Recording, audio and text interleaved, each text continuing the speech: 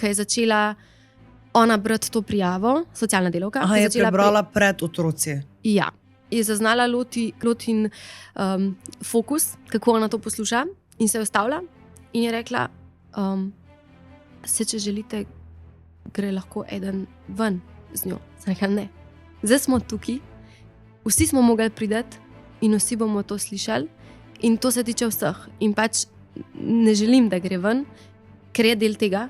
In tudi jaz vem, da ko bo enkrat starejša, vse to bo ona slišala in zvedla.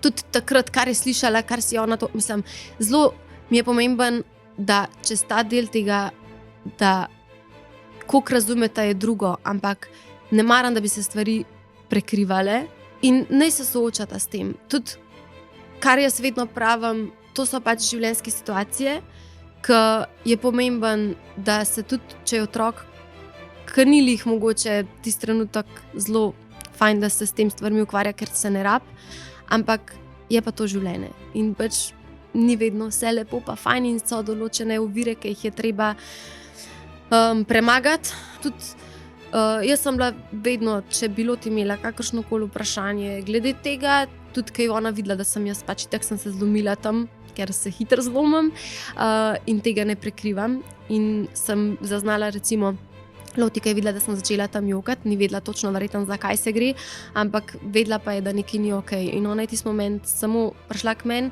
se stisnila k meni in rekla je, da bi šla pač rada na stranišče in da bi rada, da grem z njo, so, ki me je hotela iz tega umakniti.